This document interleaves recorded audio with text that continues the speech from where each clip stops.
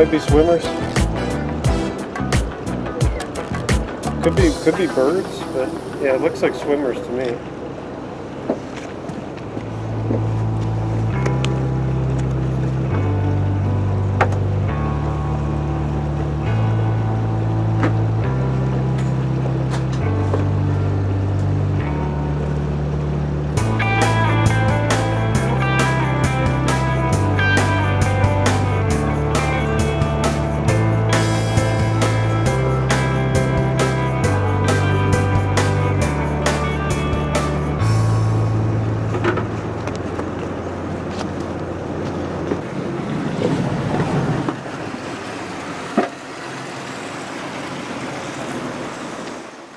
As we motored out across the Bay of Todos Santos and away from our home port, there was a little time to reflect on what exactly we were leaving behind.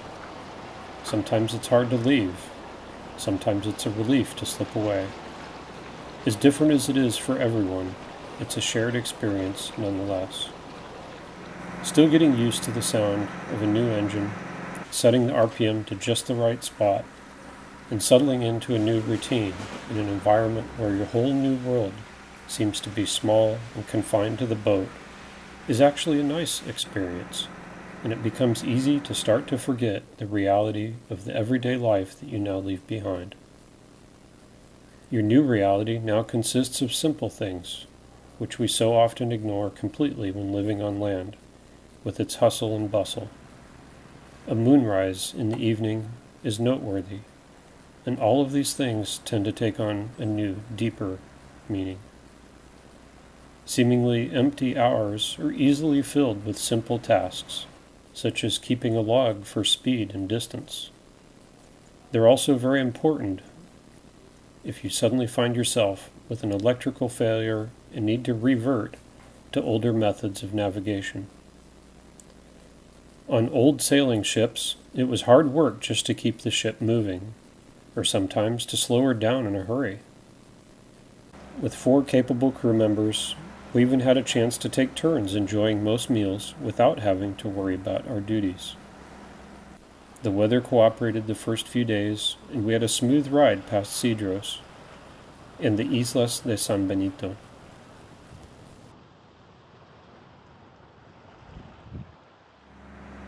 Nighttime brings new challenges, mostly coming to grips with the fact that you cannot see much of anything outside of the boat. So if you have lots to ponder inside your mind, this is the time. When on watch, you are responsible for the safety of the vessel and of everyone on board. It doesn't seem to matter that the boat moves so slowly, at about 7 miles per hour. A bicycle would be much faster. But the boat is relentless, with the autopilot keeping Amelia on course, and the veteran Ford tractor engine in her bilge racking up the hours. You soon lose track of the days, and find yourself in a different part of the world before you really have a chance to consider just how small and precious our little blue planet is.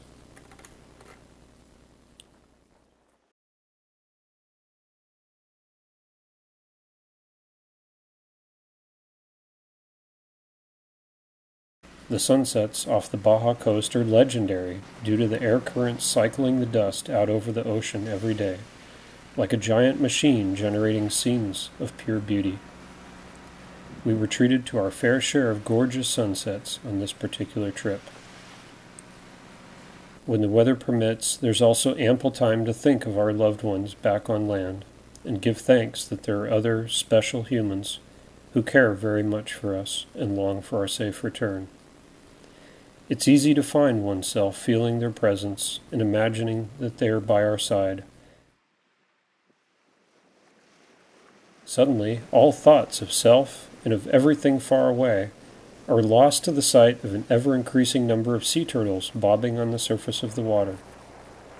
These magnificent little creatures, once hunted to near extinction, have made an astonishing comeback in recent years due to new laws that protect them and public awareness of just how wonderful they are. When everyone is rested, we sometimes all find some time to spend together.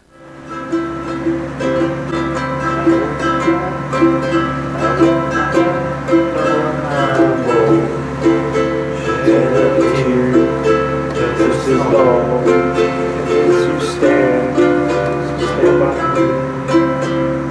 So darling, stand by me. Oh, stand by me.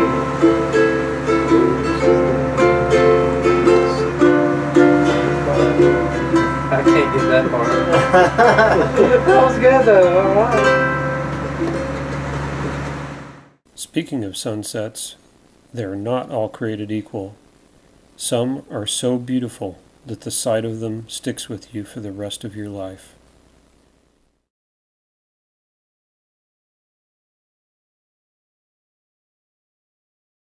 A red sky at night is supposed to be a good sign. But come the new day, it became apparent we were in for some weather. During the night, it got worse, and we had to turn Amelia's bow to port into the ever-increasing waves and head for the shelter of land. We spent the night just hanging on while Amelia plowed into the waves.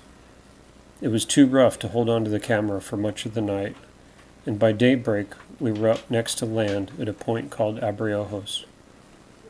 Of course, the wind and waves completely died as soon as we got there. But no matter, we took an hour to have a rest, a meal, clean up the boat a bit, and got underway again. We had an extra smooth trip down around the Cape, with a new appreciation for smooth water. Getting rested from the ordeal of several nights previous would serve us well, as we hit heavier and heavier chop, going up the inside of Isla Cerrado, under which we took shelter while having our supper that night. A hefty meal of sloppy joes prepared by Gale. We arrived in La Paz at night to find the bay full of cruise ships at anchor, stored there during the pandemic, awaiting the endless party people to start buying tickets once more. As always, La Paz lives up to its name. It is a truly peaceful place.